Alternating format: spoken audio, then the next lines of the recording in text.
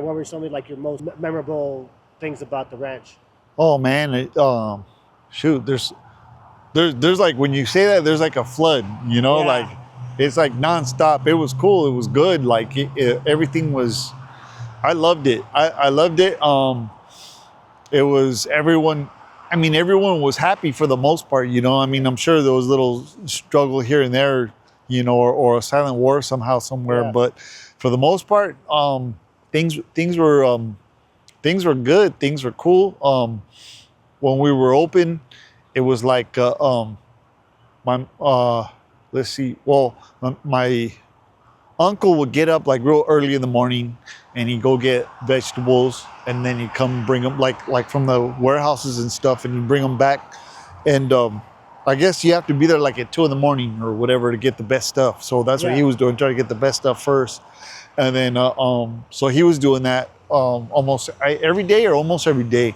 They were getting corn, and my mother, she was in the market running it. And this is when, you know, when my grandfather actually, because there was like a court battle, and he ended up winning. And then after he won, because they closed it down after the lawsuit, after my grandfather won, his family closed it down, but then he reopened it. Because what's that? What year did that happen? This was in the, let's see, I would say early 80s, maybe, is when it ended. I was 6, because I remember him coming home telling my grandmother that he's getting sued.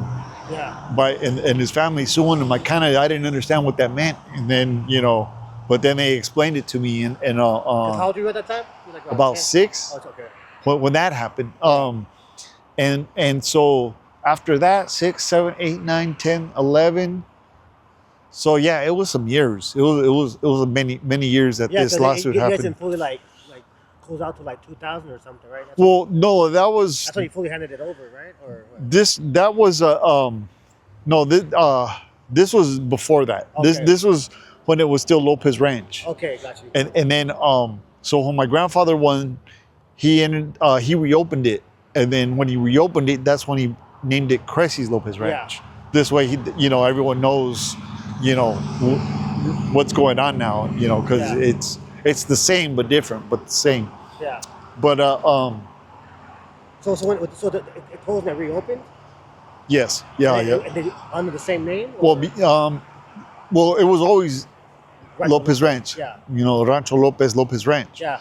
But like so in the 70s, that's when his brothers and sisters filed a lawsuit against him, and they were saying that it was theirs, and so that was the what the battle was about. Yeah. That was their claim, and he's saying, this is mine. It was mine, and I can prove it. Yeah. And so that's where that fight was. Yeah. Wow. And it was for many years, and when he finally won, that's when he changed it. They closed it down. The news was in there. The news was in the house. I remember watching it, and they had asked one of my uncles. House, like right here, right? Yeah. Oh, yeah, yeah. They're right where we're at. Right? And the front window was. I think the front window was here. He was in the. I think he was in the dining room. But he said, "Yep, it's over. We're done. That's it. Not coming back, never again." And it's in other words, it's a wrap, right? Yeah. So and that was what year again? That was 80 something. that was like in the early 80s, I would say, because I don't know how long the lawsuit was. I know I was 6 when it started. But then or I think I know that it was I was 6. So then after that, then we moved back in, and after they moved out, we moved in, and then we reopened it, and then this time we reopened it as Cressy's Lopez Ranch. And what year was that? That was I would say like maybe mid 80s, 84, 85 maybe. Okay. So it's like a not sure, like a 2 or 3 year hiatus maybe. Then you guys was closed down. You know what? I think we moved in kind of quick. Yeah, okay. Maybe it was less than a year. I would say maybe it was a year hiatus. Yeah. But we started slow. We started with just corn and strawberries. Yeah. And then like little by little went back into it. Yeah. when it was Cressy Lopez Ranch. Right. Yeah. Right. No, no. You know what I'm thinking? I'm thinking maybe he didn't know how to do it just all by himself, and it was all the family together that was running the ranch. And then now it was him by himself. Yeah. He didn't, he was learning on his own. Gotcha. He I mean, knew, we have to wear, like, multiple hats, yeah. maybe I don't know, or maybe he just wanted to take things slow. Yeah. That's how he was. He's a very humble person. Yeah. That's one thing that I forgot to, when you asked me how he was, what type of person he was, very humble. Yeah. But tell us a little bit about the pumpkin patch and the haunted house. Well, the pumpkin patch, that was well, there was pumpkins all over the place, right? And they used to they brought them in. There was like barriers of hay, Yeah. like that would set up like little boundaries and stuff, and you can jump over them. And then they had like hay bales that you can actually like jump into. And there was like hay in the middle, like soft hay. There was animals, goats, cows, rabbits, and we had there was just a lot of people here. They would like carve pumpkins, or like they would do that weird, like not cutting all the way through, but like art on the pumpkin, like just drawing it. But it's what's that? The jack-o'-lantern? The jack-o'-lanterns they would do, but this other they would just skin it. They would skin it and like I don't know, it was weird. They would like it was like a different kind of art. You've seen it before, right? Yeah, I think It's been a long time, but yeah. Yeah, it's like they leave the skin, so when you put the candle in the pumpkin, you can see through it. But they had all kinds of different things that they would do. But yeah, people would do different stuff. Sometimes people would come in costumes, and then they would just like walk around. Also, like there was like a weird guy, kind of not a Michael Myers guy, but almost like kind of creepy like him, and he would walk around. Even I didn't know who he was. Like, who is that guy? And he kind of scary. You know, follow him around, not letting him see me. That's funny. Because and like, so from what you remember, like when did those haunted houses or pumpkin patch first, or I guess all the like, when did some of that stuff start to happen? Well, I know to the point that he got the farm. He got the farm like in the 40s, I think, right? That's when it became. I know the house was built in the 30s. Yeah. So 20, 30, 40s, or maybe I got that messed up because 23. Because if it was built in the 30s, then that means he was like what like very young. I don't. Okay, yeah, I'm not sure. Yeah. So when did you say 40s? I think so. I think did he get the property like in the 45 or something like that? If I'm not mistaken. I know haunted houses and the pumpkin patches. As far as I can remember, I remember going in them things and I was scared. Yeah, like same. Yeah, and it wasn't cool. So I would try to avoid that. So I make sure my mom was like at least like 10 feet away for sure. Right? Hell yeah. So I think I think they might have started in the 60s. I'm not sure. I don't know where I heard that. Yeah. I think my grandfather told me maybe, or my uncle or mom. But they might know. And that video that Miguel Chavez did with Luis Delgado, she mentions a stagecoach storage on the property that I guess for movie productions or movies used to do. So they did have a bunch of like trucks from like movie props. Yeah. Like there was like on the hill over here. Yeah. Well, where that building is, or next to the cow, or in front of the cow, there used to be it was like a old ass. It looked like a German. It was painted like a German 1932. Yeah. Like truck, right? And I think I remember that too. It was the top was cut off. Is there any landmarks like right here that you could recognize? Like was that tree something? Do you remember that tree being, or was this tree there, or like anything that you can point like, oh, I remember that was that, or that, or is it just? I think those trees in the back were there. Yeah. All that stuff back there. Okay. And that those trees in the top, yeah. Right in the corner right there. I don't know what these ones, but I know those ones were for like a while. But I don't know how long they were there. They could have been newer, like when I was around. But yeah. Yeah, for sure. And this tree, I'm not sure. I think that's new. Or you know what? I don't even know. And you know, if we get the opportunity, we should what do you call it? metal detector area, bro. Oh man. Because I see those videos a lot where there used to be like a house. You know, one way or another, people drop. It'll be a penny or a button. You know, something from a clothes, like a key or something. So if we come with the metal detector, bro, we'll probably find something from those days. You know? Man. I mean, yeah. What other like what you remember being talked about, or you remember yourself other like, you know, families that you remember, you know, coming to the ranch, or kind of you guys having a relationship, or just having a decent acquaintance with, they can think of, just to drop some like family names that you might remember, or you know what talking about. They knew everyone knew everybody, you know. Oh man, I'd have to, because I would have to name like all the friends, all like my mom's friends, and you know my uncle's friends and my grandfather's friends. There was a lot. Shoot, yeah. Any fans that come to mind, or like any, just like any. Obviously, the Dogalos are obviously, you know, are mentioned. I didn't know all that stuff that he said on there. Like all that was new to me. You know, like they had that. I knew they had parties. Someone said that the ranch had parties here. Yeah. But like, I didn't know like to that extent, like what he was talking about. Yeah.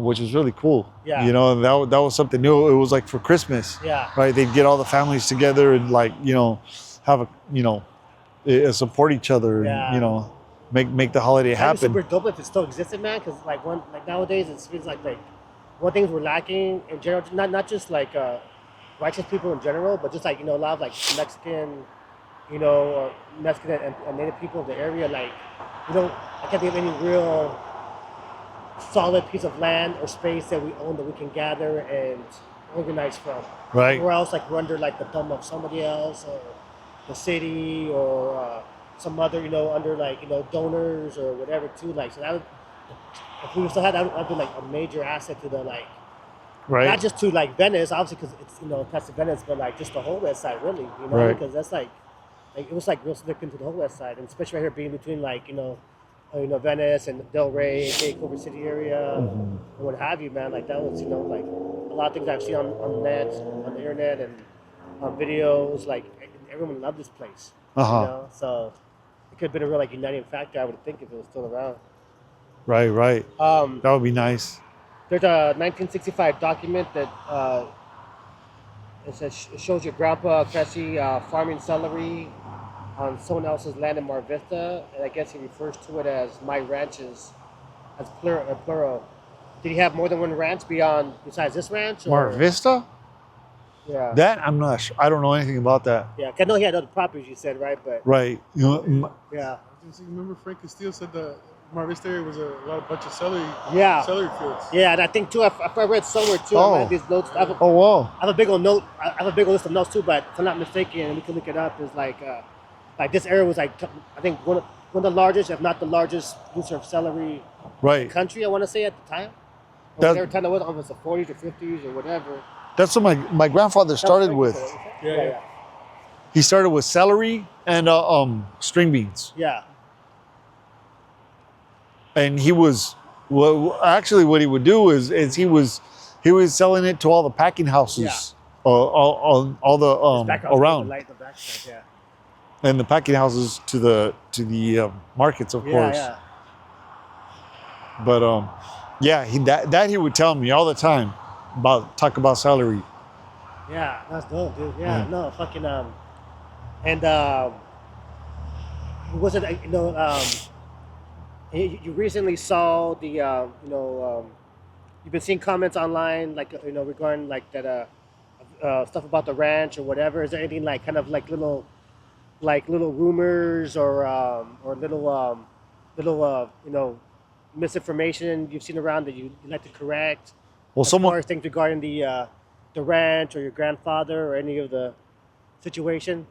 Someone said my grandfather's not a nice guy, and I think that person is like associated with someone that, you know, that had that lawsuit way back then. That was many years back. Yeah. You know, you're bringing stuff up, feeling. So we're trying to stay together, not break apart again. Yeah. But he won. He proved it in court. that's his ranch. Yeah. And I'm sorry to everyone else that was against it, and our families were split apart because of that. Yeah. But he went through years and years of, he was so sad, he was hurt, his heart was broke. I remember every night, he would wait, he would be up like at 3-4 in the morning watching TV, or have the TV on. He'd be in his recliner at my grandma's house, and I remember just looking and seeing him on his, the lazy boys. Yeah. And because he couldn't go to sleep. I mean, anyway, that's like, but the main thing, that's emotions. I shouldn't be talking about that. But the thing is that he did win it in court, and he proved it. Yeah. He had the documentation. I think it was Charlie Moraga saying that they were saying that it was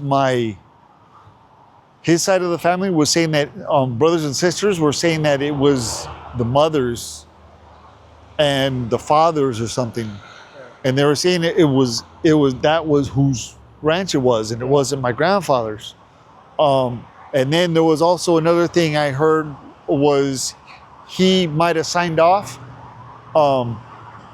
Because he was going into the army, so he signed some power of attorney. I don't know what kind of papers, or not. I don't know. But what I know is he told me that it was his ranch. He brought his family from over there, from La Tijuanita, and put them in there. And he wanted to look out, and he had that house built for them so they can have, they can get it going, and they did. Yeah. But I remember him, and he told me that, and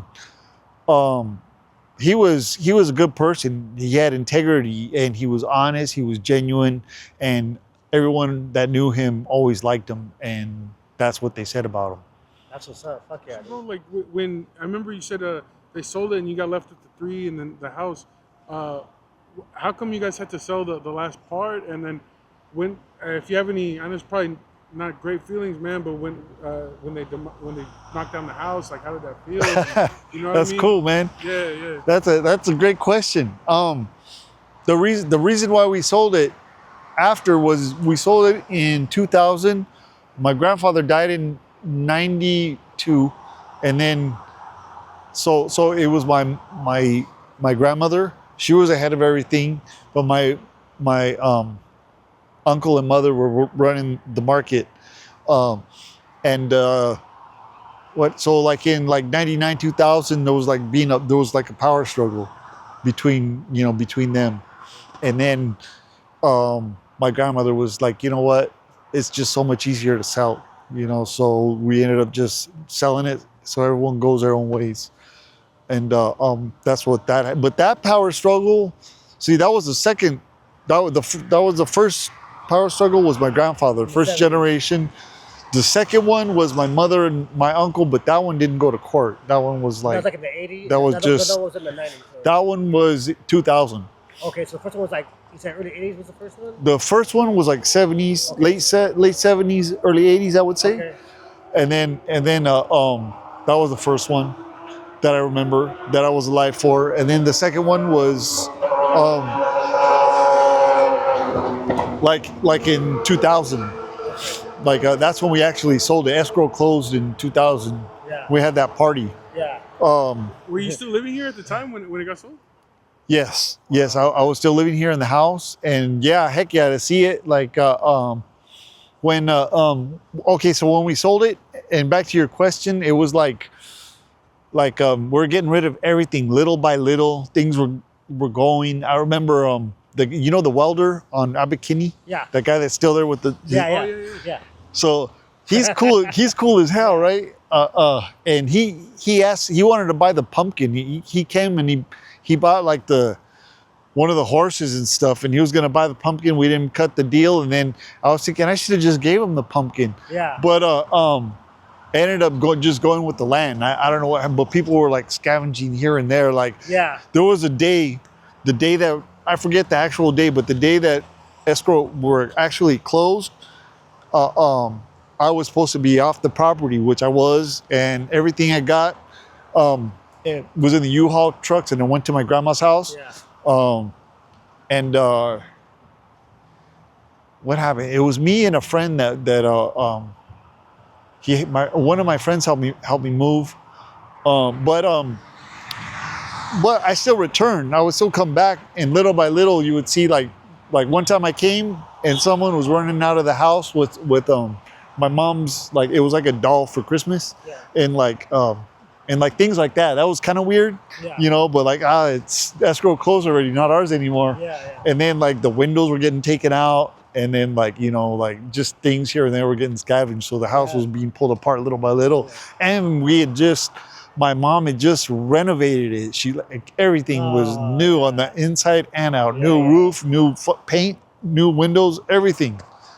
And the only thing that we had to do was like shine up the floors. But yeah, it was weird to see them like kind of like, you know, the scavengers come. But And how do you feel like being here right now? Like, I mean, we're literally on your house, you know. it feels really good, man. Yeah. All these memories and talking about it. And I mean, every time I pass here, I think about like all the flashes, you know, Yeah. like every day the ranch is with me and my, Yeah. you know, everyone and all that stuff that's happened.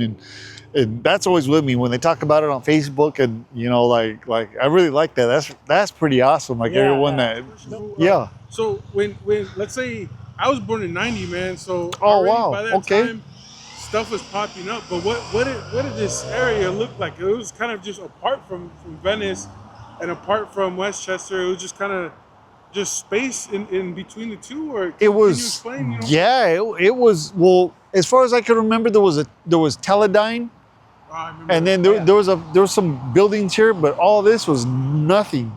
And then like a little bit past that way, like on the corner where LA Fitness is, that was nothing. That was a big old thing. Yeah. Big old. I remember my grandfather and I coming home, leaving the ranch in his El Camino. We're like driving by it, and I would always ask him about it. Like, you know, like, our ranch is bigger than that. He's like, no, it's not. Because I can tell I was a kid. I looked like, Yeah. oh man, that land's pretty big. Yeah. And I said, what are they gonna do with it? And he didn't know, but yeah, that was empty. There was a lot of empty. There was a post office, I think. Home Depot nothing was there. But on this side, there was nothing there. There was on the corner of Lincoln. There was like there was bluffs, right? Like all the way back to where the cliff is, like. And then there'd be people like on like little model airplanes, like on Sundays, like be flying that little. You know what I'm talking about? Yeah. It's like, is that bluff still there? Can you still see it, like the edge of that mountain? Yeah. It's like as you're going up. Yeah, I think But- I mean, so how was that for your family? Did you kind of feel like apart from Venice and stuff? It was kind of a little bit of a, like, you have to drive, man. You can't just walk to get over there. Oh man, that sucked. I mean, this was, yeah, it really sucked, because to me it was like the boonies. Like, I hate, like, being here without a car was like, I remember I didn't like it, because like to ride a skateboard. I mean, now people ride skateboards like for days, but like I don't know, it just wasn't like skateboard friendly, you know. Yeah.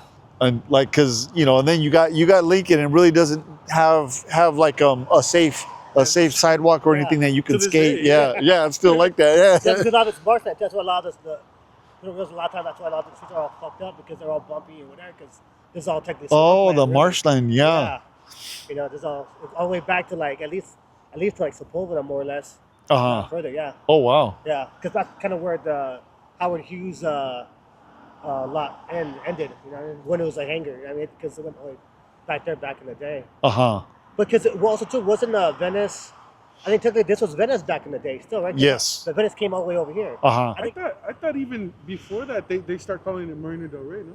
No, Marina Del Rey wasn't created until like what 70s or 60s. Something like that. 60. I Yeah. think 60s, because that's where the boats started coming in, right? Yeah. In the marina, If I they started remember making correctly, the. they call that Mud Lake or something like that. I mean, that's just what I heard. I don't, you know. Oh wow. All right, so any closing words real quick, you know?